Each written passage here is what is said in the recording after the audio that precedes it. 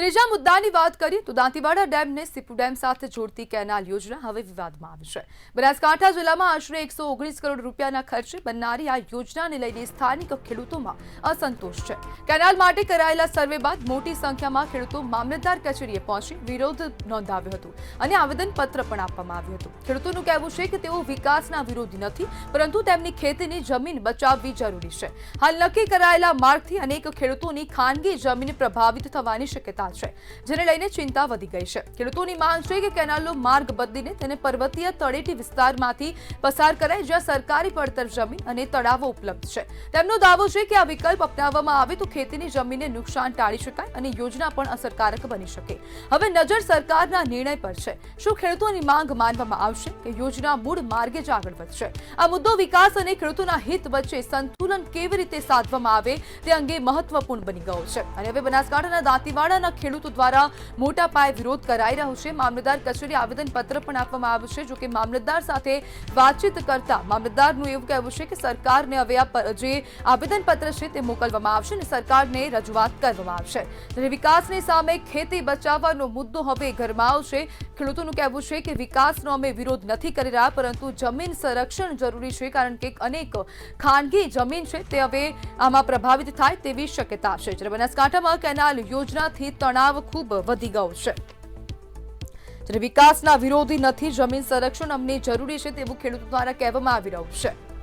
અને આજ મુદ્દે આપણી સાથે ચર્ચા કરવા માટે સ્થાનિક આગેવાન નરસિંહભાઈ જોડાઈ ગયા છે। નરસિંહભાઈ, ખેડૂતો વિરોધ કરી રહ્યા છે અને માંગ કરી રહ્યા છે કે આ જે રૂટ છે કેનાલનો તે બદલવામાં આવે, શું કહેશો? હાજી મેડમ, સરકારે જે પસંદ કર્યું છે એ અમારી ખેતી લાયક જમીનમાંથી પસાર થાય એવું છે, અમે જાણવા મળ્યું ત્યાં સુધી। તો ખેડૂતોની કિંમતી જમીન અંદર બધી લગભગ ખેડૂતોમાંથી અમુક તો ખેડૂતથી મટી જાય એવો પ્રોબ્લેમ ઉભો થયો। સરકારનો ઈરાદો સારો છે અમને પાણી આપવા માટેનો। ઘણા વર્ષોથી અમે માગણી મૂકતા હતા કે અમને પાણી આપો, પાણી આપો, પણ આ પાણી અમને મોંઘું પડશે એવી તો હવે ખબર પડી। નરસિંહભાઈ, કેટલા ખેડૂતો આમાંથી પ્રભાવિત થશે? ખેડૂતોની એક્ચ્યુઅલ તો અમને માહિતી નથી મળી, પરંતુ અમને 4 ગામ છે, મારવાડા, ધનાવાડા, ફતેપુર અને ધાનેરી। નરસિંહભાઈ, આપને શું લાગે છે કે કેટલા જે હવે આ જે ખેડૂતો હવે ખાનગી ખેતીલાયક જમીન આમાં જઈ શકે છે, તો જે વિકાસ અને ખેતીની વચ્ચે સરકાર કેવી રીતના સંતુલન જાળવશે, આપને શું લાગે છે?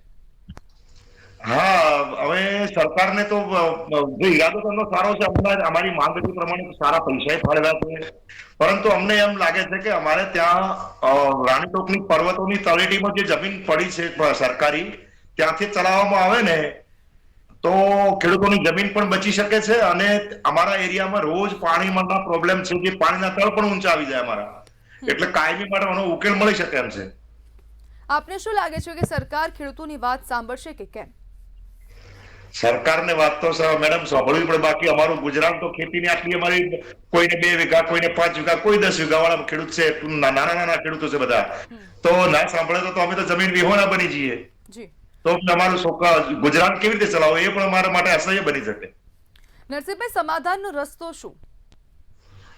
સમાધાનનો રસ્તો તો અમે મેડમ આપને કીધું એ પ્રમાણે કે જો ઉપરથી ચલાવવામાં આવે ને તો કોઈ ખેડૂતની જમીન જતી નથી અને એનો સરકારી પડતર જમીન છે, જે જમીનનો ઉપયોગ થાય તો અમે બધા ખેડૂતો રાજી રહીએ અને સરકારનો પણ ખૂબ ખૂબ આભાર માનીએ।